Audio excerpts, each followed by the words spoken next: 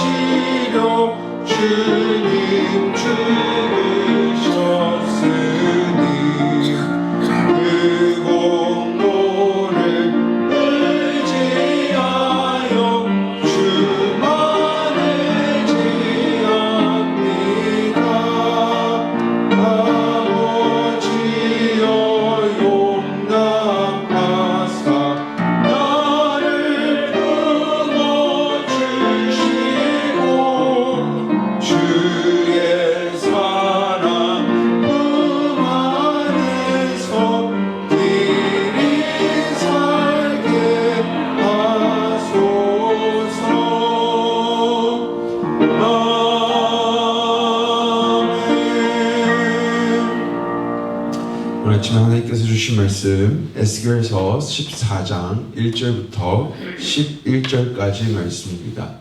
14장 1절로부터 11절까지 말씀입니다. 말씀 다 찾으신 줄 알고 저희 함께 말씀 돌아가 읽도록 하겠습니다. 이스라엘 장로 두어 사람이 나와 내 앞에 앉으니 인자야, 이 사람들이 자기 우상을 마음에 들이며 죄악의 걸림돌을 자기 앞에 두었으니 그들이 내게 묻기를 내가 조금인들 용납하랴. 그런즉 나는 그들에게 말하여 이르라. 나 주 여호와가 말하노라. 이스라엘 족속 중에 그 우상을 마음에 들이며 죄악의 걸림돌을 자기 앞에 두고 선지자에게로 가는 모든 자에게 나 여호와가 우상의 수요대로 이는 이스라엘 족속이 다 그 우상으로 말미암아 나를 배반하였으므로 내가 그들이 마음 먹은 대로 그들을 잡으려 함이라. 그런즉 주 여호와의 말씀에 너희는 마음을 돌이켜 우상을 떠나고 얼굴을 돌려 모든 가증한 것을 떠나라. 이스라엘 족속과 이스라엘 가운데 거류하는 외국인 중에 누구든지 나를 떠나고 자기 우상을 마음에 들이며 죄악의 걸림돌을 자기 앞에 두고 자기를 위하여 내게 묻고자 하여 선지자에게 가는 모든 자에게는 나 여호와가 친히 응답하여 그 사람을 대적하여 그들을 놀라움과 표정과 속상하게 하게 하여 내 백성 가운데서 은혜니 내가 여호와인 줄을 너희가 알라. 만일 선지자가 유혹을 받고 말을 하면 나 여호와가 그 선지자를 유혹을 받게 하였음이거니와 내가 손을 아니하게 하여 그들을 내 백성으로 삼고 나는 그들의 하나님이 되려 함이라. 주 여호와의 말씀이라. 아멘. 오늘 본문의 시작을 보시면요, 이스라엘의 몇몇 장로가 에스겔을 찾아왔다라고 하면서 이야기가 시작이 됩니다.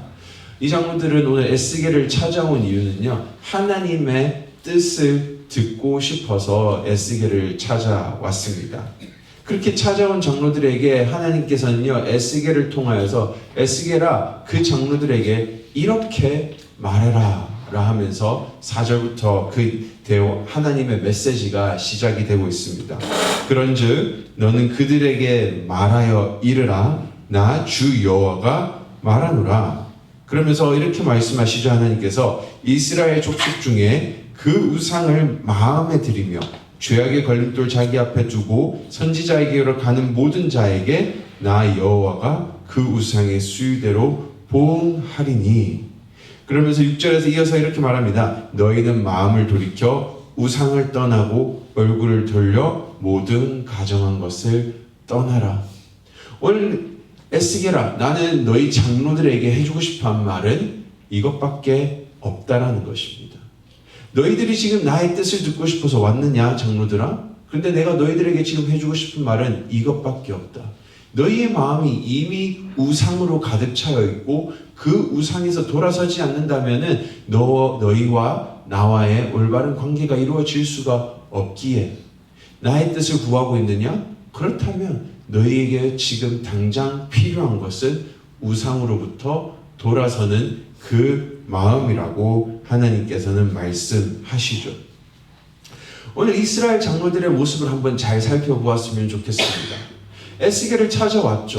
잘 차려있고 마치 오늘 우리가 예배를 가듯이 마음을 단정하고 에스겔을 직접 걸어서 찾아왔습니다. 겸손한 마음으로 인사를 합니다. 앞에 앉습니다.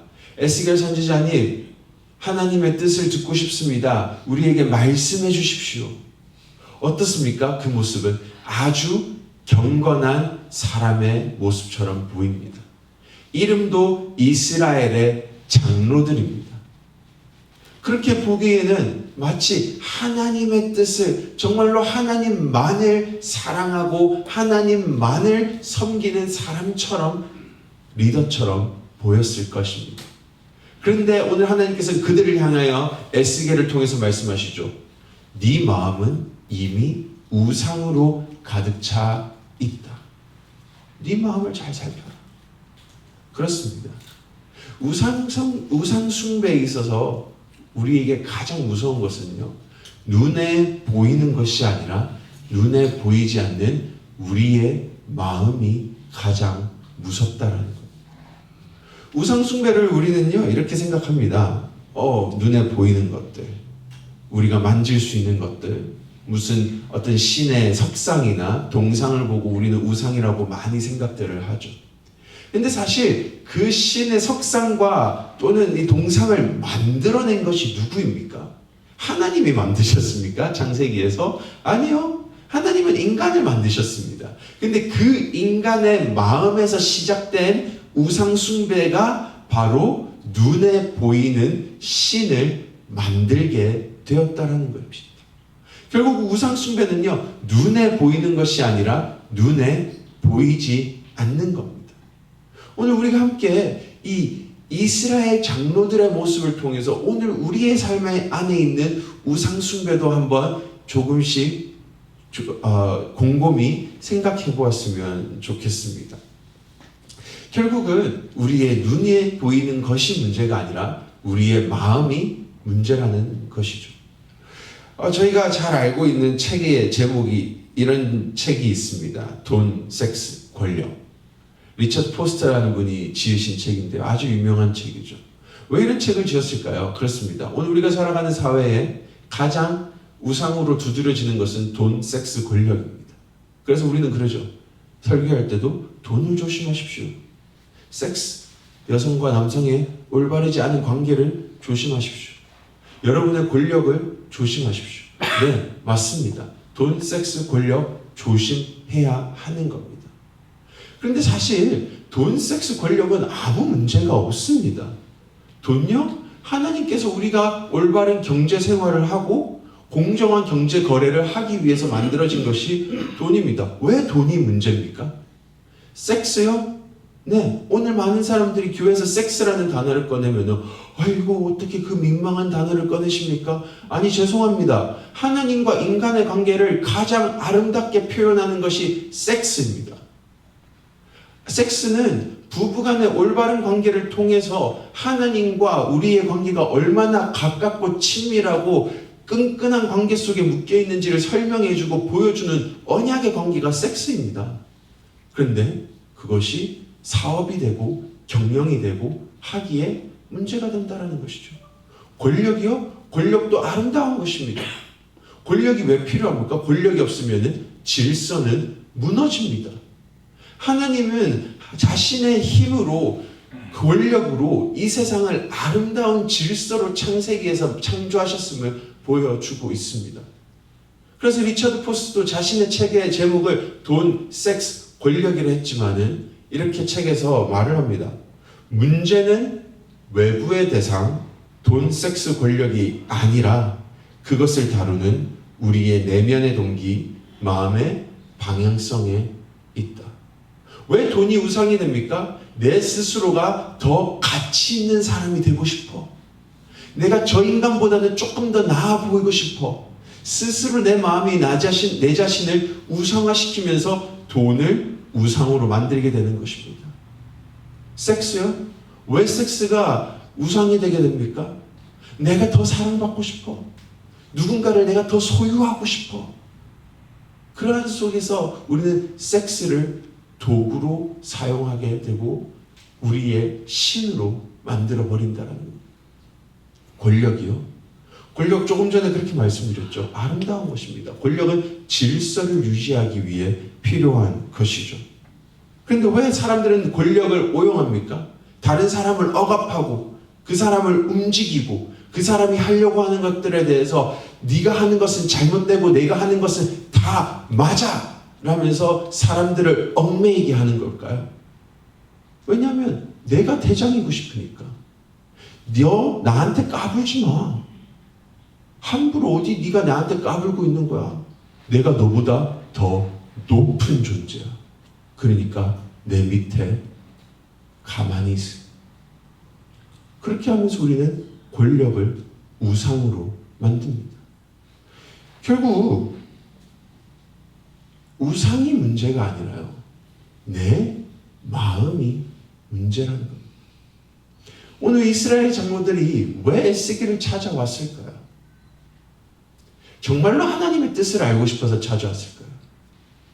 하나님이 그 이스라엘 장로들의 마음에 우상이 있다라는 말을 했을 때에 저는 이렇게 묵상을 하고 생각을 해보았습니다. 이스라엘 장로들이 에스겔을 찾아왔던 것은 자신이 멋있는 리더라는 것을 이스라엘 백성들에게 보여주고 싶었던 겁니다. 이름도 장로입니다. 그것도 이스라엘의 장로입니다. 리더이죠. 하나님의 뜻을 구하러 나타났습니다. 아주 경건하고 하나님께서 사랑하고 하나님께서 인정하는 리더처럼 사람들에게 보입니다. 하지만은 경건의 탈을 쓴 우상을 섬기는 자들이었음을 하나님께서는 경고하고 있습니다. 왜요?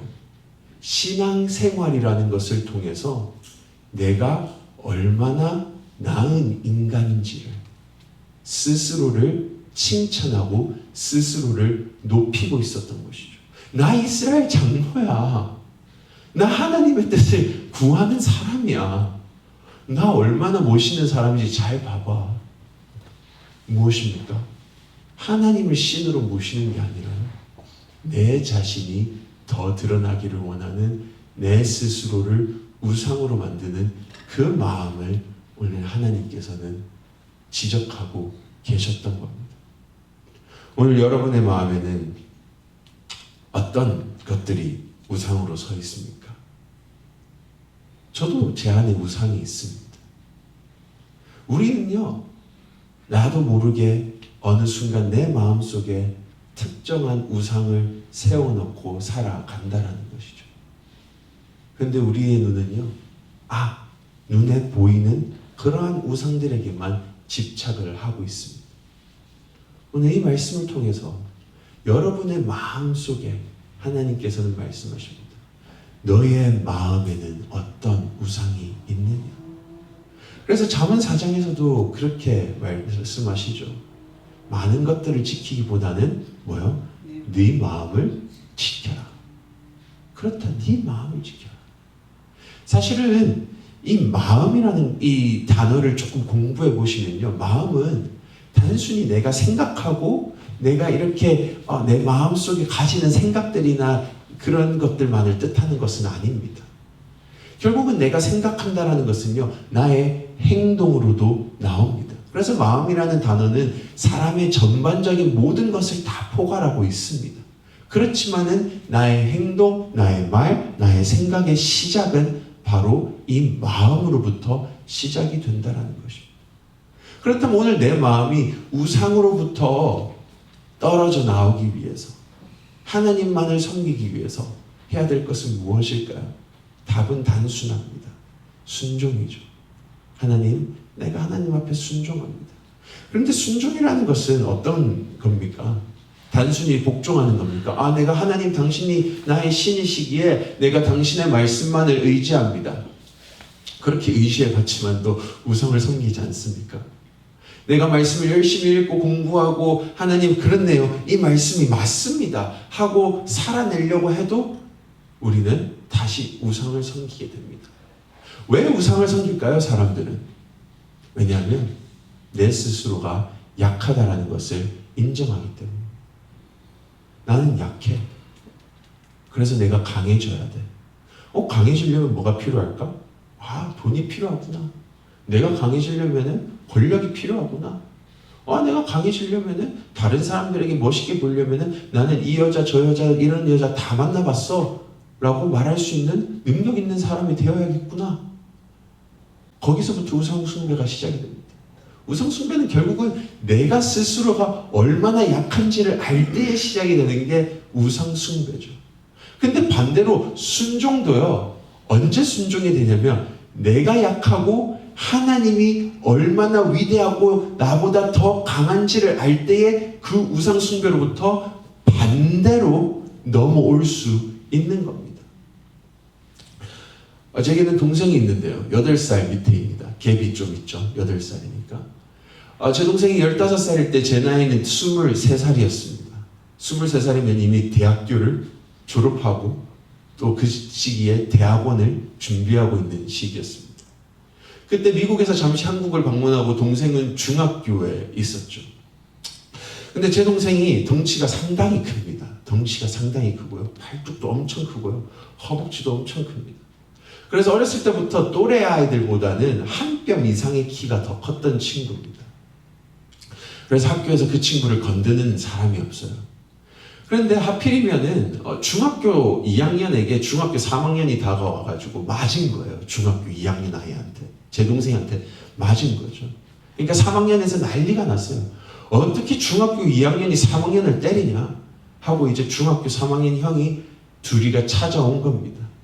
그런데 하필이면 그 두 형을 또 때렸네.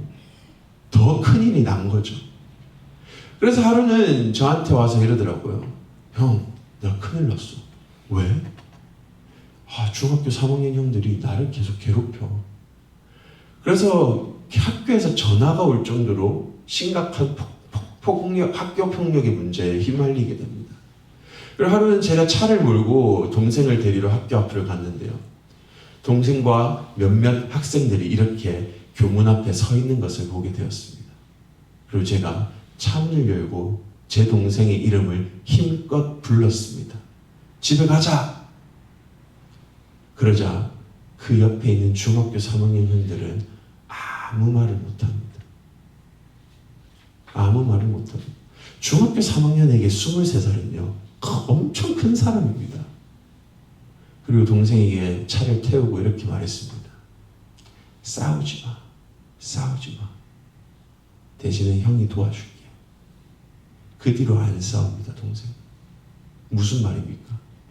그에게는 폭력과 폭행이 우상이 되었던 것입니다. 권력이, 힘이. 그런데 형이 내가 다 정리할게. 그런데 너 형 말 들어. 싸우는 거는 아니야. 무엇입니까? 이것이 바로 순종입니다. 하나님께서는 우리에게 이런 것을 원하십니다. 이스라엘아, 내가 너희의 하나님이 될 것이다. 이스라엘아, 내가 너희의 구원자가 될 것이다. 내가 너보다 더 위대한 존재고 너희가 두려워하는 것들보다 더 위대한 존재니 내 말을 순종해 보지 않겠니? 나를 순종해 보지 않겠니? 그래서 오늘 11절 말씀은요, 이렇게 마무리를 짓는데요. 나는 그들의 하나님이 되려 함이라. 내가 너희의 하나님이 되어줄게. 내가 너희의 보호자가 되어줄게. 그러니 내 말을 순종해라. 내 법을 따르라. 그것이 너희를 더 번성케 하리라. 우상요? 내가 약해서 나를 지키기 위해 세운 우상들요? 지켜줄 것 같습니까? 아니요. 우상들이 제일 무서운 게 뭔지 아십니까? 내가 그 우상에 맞는, 품격에 맞는 인간이 되지 않는다면 그 우상은 언제나 우리를 버릴 준비를 하고 있다는 겁니다.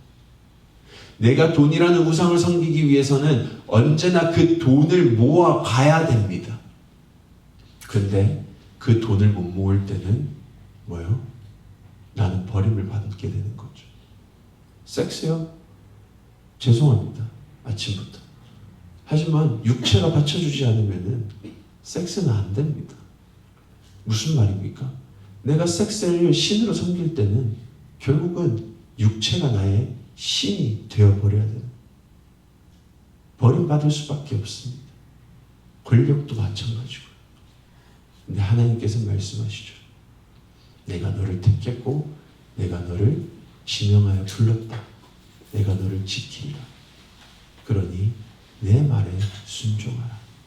이것이 우리로 하여금 우상으로부터 돌아서게 하는 하나님의 말씀입니다. 오늘 여러분의 마음을 한번 잘 살펴보십시오. 나에게는 어떠한 우상이 있는가?